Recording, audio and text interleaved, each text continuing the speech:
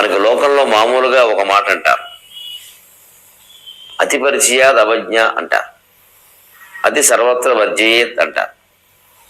ఇలా ఏవో కొన్ని సూక్తులు సామెతలు లాంటివి ముఖ్యంగా సంస్కృతంలో చెప్పినప్పుడు మనకి వెంటనే ఒక ఆసక్తి కలగాలి. సాధారణంగా ఈ సంస్కృతంలో చెప్పే వాక్యాలన్నీ కూడా మామూలుగా మనకి తెలుగులో ఉండేటువంటి సామెతలు లాంటివి కావు. అత్త ఒకింటి కోడలే, ఏదో దూరపు కొండలు నునుపు అలాంటివి కావు. తెలుగులో సామెతలు అయితే కేవలం ప్రత్యేకమైన వాక్యాలే. కానీ సంస్కృతంతో మన వాళ్ళకి అంత తెలుగు భాషతో ఉన్నంత అనుబంధం ఉండే అవకాశం లేదు. కాబట్టి ఈ సంస్కృతంలో చెప్పేటువంటి మాటలన్నీను, ఈ విడిగా చెప్పే మాటలన్నీ పండితుల ద్వారా సమాజంలోకి వచ్చాయి. వారు గొప్ప ఉపకారం చేశారు ఆ పండితుల జాతికి. అయితే ఆ ప్రధానమైనది మాట ఏదో ప్రచారమైంది తప్ప నిజానికి ఈ వాక్యాలన్నీ ఏదో ఒక శ్లోకంలో, ఎక్కడో హితోపదేశము, రామాయణము, మహాభారతము, పురాణ గ్రంథాలు సంస్కృతాల్లో ఉండేటువంటి ఇతిహాసాలు, కావ్యాలు, వాటిల్లోంచి ఆ పండితులు చదివినప్పుడు అందులో ఉండే ఒక వాక్యం వాళ్ళకి చాలా గొప్పదనిపించి అది ఈ లోకంలో ప్రచారం చేస్తారు. అటువంటిప్పుడు కాస్త ఆసక్తి ఉంటే వారిని కానీ ఎవరినైనా కానీ, ఏమండి ఇదేదో మీరు మధ్యలోంచి చెప్పినట్టుగా ఉంది, ఆ మిగిలిన శ్లోకం ఏమిటి అని అడిగితే చాలా విజ్ఞానాన్ని మనం పొందిన వాళ్ళం అవుతాం. ఏదో భార్య రూపవతి శత్రువు అంటారు, సరదాకి అంటారు. అందంగా ఉండే భార్య శత్రువు అంటే అర్థం ఏంటంటే ఆవిడ తిన్నగా ఉన్నా వీడు తిన్నగా ఉండడు, మాటి మాటికి ఏదో అనుమానిస్తూ ఉంటాడు. అందంగా లేదనుకోండి గొడవ లేదు, ఇంకా ఒక రకమైన నమ్మకం ఉంటుంది. అందంగా ఉండేసరికి అనేక రకాల అనుమానాలు. పాపం ఆవిడ చాలా ఎంత మంచి సీతాదేవి లాంటిది అయినా సరే వీడు ఏదో అంటూ ఉంటాడు, వీడు బుద్ధి మంచిది, అందుకని భార్య రూపవతి శత్రువు అన్నారు. అటువంటి మాట ఎవరన్నా సరదాకి చెబితే భార్య రూపవతి బాగానే ఉందండి, ఇంకేవో 2-3 ఉంటాయి కదా, ఉన్నాయి మరి. భార్య రూపవతి శత్రువు, మాతాచ వ్యభిచారిణి, పితాచ రుణవాన్ శత్రువు, పుత్రశత్రురపండిత. భార్య అందమైనదైతే ఒక శత్రువుతో సమానం అంటే ఇది వీడి భావాలు అలా ఉంటాయి. మాతాచ వ్యభిచారిణి, తల్లి కనుక ప్రవర్తన సరైనది కానిది అయితే ఇక కొడుకు అవస్థ చెప్పలేవు. వాళ్ళ లోకంలో అందరూ అవమానించి మాట్లాడతారు. అంచేతను వ్యభిచారిణి అయిన తల్లి పెద్ద శత్రువు. అలాగే పితాచ రుణవాను శత్రువు, తండ్రి ఉంటాడు మహానుభావుడు, ఏమీ సంపాదించకపోగా 4 పిల్లల్ని కానీ పోయేటప్పుడు శుభ్రంగా 4 లక్షలు అప్పు చేసి పెద్ద కొడుకుని పిలిచి ఏమీ లేకపోయారు, 4 లక్షలు అప్పులు ఉన్నాయి అంటే ఆయన పోతాడు, చస్తాడు, వాడు పోతాడు, వీడు చస్తాడు అన్యాయంగా. ఈ 4 లక్షలు తీర్చుకోలేక అప్పు చేసిన తండ్రి కొడుక్కి ప్రథమ శత్రువు. అలాగే కొడుకు కూడా ఎప్పుడు శత్రువు, ఎంత బాగా చెప్పారో చూడండి, పుత్రశత్రువు అపండిత. వాడికి చదువు రాకపోతే, సరైన సంస్కారం లేకపోతే, వెధపనులు చేసుకుంటూ తిరిగితే తండ్రికి అంతకన్నా శత్రువు ఉన్నాడా? ఎందుకంటే మాటి మాటికి పోలీస్ స్టేషన్కి వీడిని పిలుస్తారు, సన్నాఫ్ ఎవరని అడుగుతారు. అది ఈ మాటలు 3 తెలిస్తే మనం ప్రవర్తన విషయంలో మరింత అటువంటి తండ్రి కాకుండా, అటువంటి కొడుకు కాకుండా, అటువంటి తల్లి కాకుండా, అటువంటి భార్య కాకుండా మనం జాగ్రత్తగా ఉంటాం. ఎందుకంటే భార్య అనేది చాలా చిన్న విషయం, అందులో ఇప్పుడు అందంగా ఉండడంలో తప్పేం లేదు. కానీ దానికంటే ఘోరమైన 3 తర్వాత ఉన్నాయి, అవి మనం నేర్చుకోవాలి, అలా కాకుండా ఉండాలి. అలాగా అతి సర్వత్ర వర్జయేత్ ఇలాంటి మాటల్లాగే అతి పరిచయాదవజ్ఞ అని లోకంలో ప్రచారం ఉంది. అంటే బాగా ఎవరితోనైనా మరీ సన్నిహితంగా ఉంటే చనువు ఎక్కువైన కొద్దీ విలువ తగ్గిపోతుందయ్యా అన్నారు. దాని తెలుగులో అది చనువు ఎక్కువైతే విలువ తగ్గిపోతుంది. అందుకే ఎవరిని బాగా చనువు చేసుకోకూడదు ఎవరితో. మాకు ఇంకా బాగా క్లోజ్ అండి, క్లోజ్ అని ఏదో క్లోరిన్ లాగా కాకింద లావో తిట్టి మాట్లాడక్కల్లా. ఈ క్లోజ్ ఏముంది, ఇంగ్లీష్లో సి తీసేస్తే లూజే, CLOSE అంటే క్లోజు, సి తీసేస్తే లూజు. అది ఈ క్లోజ్ అయిన వాళ్ళే కొంపలు ముంచేస్తారు, దూరం వాళ్ళు బాగానే ఉంటారు. బాగా క్లోజ్ అయ్యి ఇంకన్నీ వీడియో తీయడం మాట్లాడతాడు దగ్గర ఉండి. ఈ మొత్తం 7వ రోజున ఈ వీడియో ప్రసారం అంతా అయిపోయింది. ఇంకా ఇవాళ టెక్నాలజీ పెరిగాక మరీ ఇబ్బంది, ఎవరిని దగ్గరికి చేరనివ్వకూడదు అసలు. దానికి ఉదాహరణ చక్కగా చెప్పారు. అతి పరిచయాదవజ్ఞ సంతత గమనాదనాదరో భవతి మలయే భిల్లపురంధ్రీ చందన తరుగా అష్టవింధనం కురుతే. ఇది పూర్తి శ్లోకం.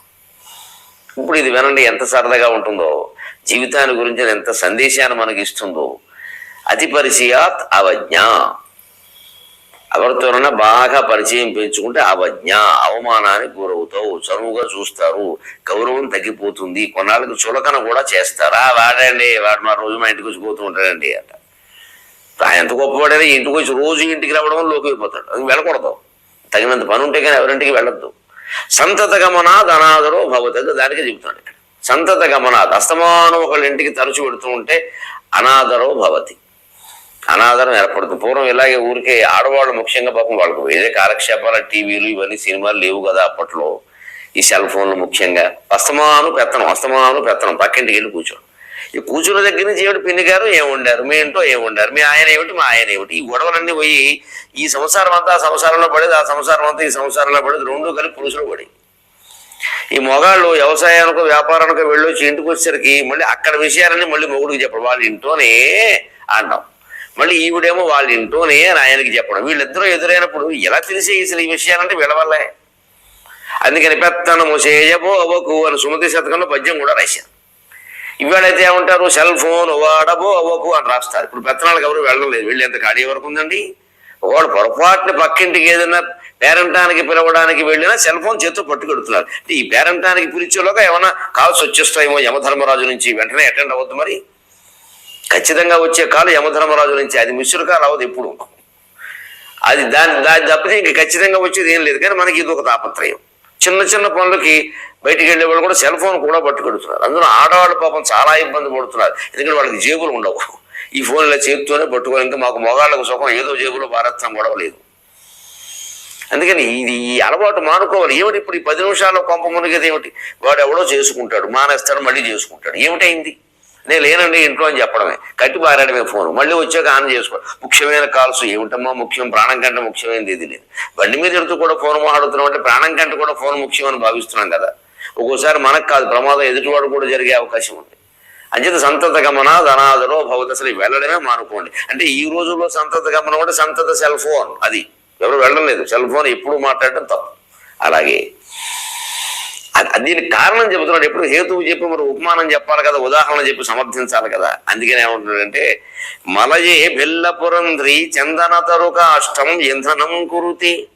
మలయ పర్వతం ఉంది మన దేశానికి దక్షిణ భాగంలో. అక్కడ మంచి గంధపు చెట్లు ఎక్కువగా ఉంటాయి. ఆ మలై ఇప్పటికీ కూడా మలయాళం, కేరళ భాష. ఆ మలయాళమే మలయ పర్వతం చుట్టూ ఉండే ప్రజలు మాట్లాడే భాష మలయాళం. అది అక్కడ నారికేళాలు ఎక్కువ, నారికేళం, ఆ కేరం కేళం. ఆ కేరం అంటే కొబ్బరికాయ, ఆ కేరళలో ఎక్కువ కొబ్బరి చెట్లు ఎక్కువ. అందుకని మనకి ఇప్పటికీ వాస్తు శాస్త్రంలో ఇంటికి దక్షిణ వైపున కాస్త తెరిపెట్టి పెట్టుకోవడం, దక్షిణ వైపున కిటికీలు ఎక్కువ పెడతారు. ఎందుకంటే ఆ దక్షిణ వైపు నుంచి వచ్చే గాలి, కేరళ ప్రదేశం నుంచి వచ్చే గాలి మలయ పర్వతం నుంచి వస్తుంది, మంచి గంధపు చెట్ల గాలి కాస్త బాగుంటుందని అలా చేస్తారు. ఇప్పుడు ఏం వచ్చేది, పక్కింటి అపార్ట్మెంట్ వాసన తప్పితే మనకి ఏం రాదు. అయినా కానీ ఈ వాస్తు సెంటిమెంట్ దక్షిణం కాస్త 2 కిటికీలు పెట్టు, నువ్వు ఎన్ని కిటికీలు పెట్టినా ఒకటే, ఎందుకంటే మొత్తం మూసేసావు. అసలు దక్షిణం తెరిపెట్టి గాలి రావాలి కదా, రావాలంటే కిటికీని తెరిచిపెట్టారు. వాస్తు కోసం పెడుతున్నారు, దానికో ఇనప చట్టం పెట్టారు, దానికో కిటికీ పెట్టారు, దానికి ఏదో గాజుతలు పెట్టారు, దానికో తెరెట్టారు. ఇన్ని పెట్టే బదులు గోడ ఉంచేస్తే నయం, ఖర్చు అయినా తగ్గుతుంది. అంటే వాస్తు ఎందుకోసం అనేది అర్థం చేసుకోవాలి తప్ప ఉన్న కిటికీలు అన్ని వేసేస్తే వాస్తు ఎందుకండి, ఎందుకు పెట్టారని కిటికీలు వాస్తు కోసం అండి. అంటే వాడెవడన్నా మహానుభావుడా, పెట్టకపోతే ఏమైనా చంపేస్తాడా? గాలి వెలుతురు కోసం నువ్వు కిటికీలు పెరిగే. మీరు గమనించండి, ఏ ఇంట్లోనైనా కిటికీ ఉన్న చోట ఎదురుగా ఏదో మరో కిటికీ ఉంటుంది, లేదా ఇటువైపు తలుపు ఉంటే అటువైపు తలుపు ఉంటుంది. పోటీ అంటారు దాని లెక్క. ఎందుకంటే ఇలా గాలి రావాలి, ఇలా వెళ్ళిపోవాలి, మనం మధ్యలో ఉండాలి. ఆ గాలి నిలవ ఉండద్దు. నిలవ ఉంటే అది మనం విడిచిపెట్టిన గాలితో కలుస్తుంది, మళ్ళీ మన గాలి మనమే పీలుస్తాం. ఆక్సిజన్ మానేసి అపాన వాయువు పీలుస్తాం, కొంపలు అంటుకుంటాయి. అందుకని పెట్టారు. అటువంటిప్పుడు ఏం చేయాలి, ఇటు తలుపు తీసేయాలి, అటు తలుపు తీసేయాలి, గాలి పెడుతూనే ఉండాలి. ఎప్పుడు వేసుకోవడం మరి తలుపులు ఎందుకంటే బాగా వాన కురిసింది వేసుకో, జల్లు వచ్చింది, బాగా చలి వేసింది వేసుకో, ఒక విపరీతమైన ఎండ వచ్చింది వేసుకో, మిగిలినప్పుడు తెచ్చిపెట్టు. ఇది మానేసాం మనం. పూర్వం వాళ్ళు అలా చేసేవారు, ఆ మలయ పర్వతం నుంచి వస్తాయని చేసేవారు. ఆ మలయ పర్వతం మీద మంచి గంధపు చెట్లు ఉంటాయి. ఎన్ని ఉంటాయట, ఎంత విపరీతంగా ఉంటాయి. ఎర్రచందనం, కలప, దొంగ రవాణా అప్పుడు లేవు కదా. అందుకని పాపం అన్నీ అలాగే ఉండేవి. అప్పుడు అక్కడ ఉండే కోయ జాతి స్త్రీలు బిల్ల పురంధ్రి అంటే వారి పురంధ్రి అంటే ఇల్లాలు, బిల్ల పురంధ్రి అంటే కోయ జాతి ఇల్లాళ్ళు.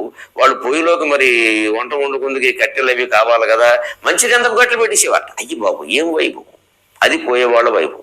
మనం ఇవాళ మంచి గంధం అంటే చాలా విలువ. ఏ మైసూరు వెడితే అక్కడ ఏదో ఒక చోట మంచి గంధ బొమ్మలు అమ్ముతారట అంటే ప్రత్యేకించి అక్కడ కారో ఆటో వేసుకుని వెళ్ళి ఓ చిన్న వీణ, ఇంత వీణ ఊరికేదో స్కేలు బద్దంత ఉంటుంది, అది నాలుగు బద్దంత, దాన్ని 150, 200, 300 ఎట్టు కొనుక్కొచ్చి చందనం వీణ వాళ్ళందరికీ చూపిస్తాం మనం.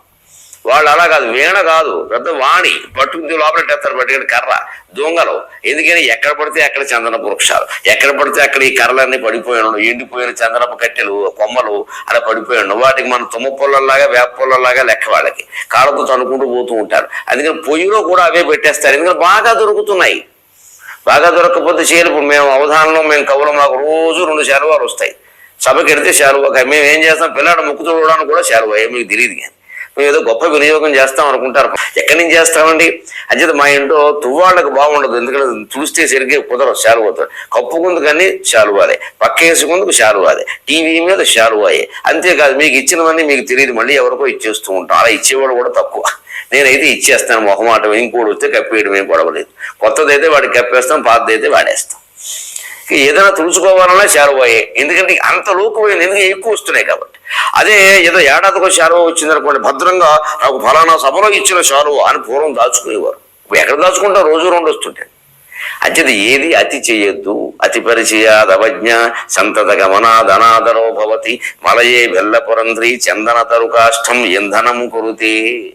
ఇవి గుర్తు పెట్టుకుంటే ఎవరితోనూ అతి చనువు పెట్టుకోకుండా, అతి సాంగత్యం పెట్టుకోకుండా, అలాగే వస్తువు ఉంది కదా అని దుర్వినియోగం చేయకుండా జాగ్రత్తగా వాడితే మనకి ఉపయోగపడుతుంది. చమత్కారంతో పాటుగా సందేశం.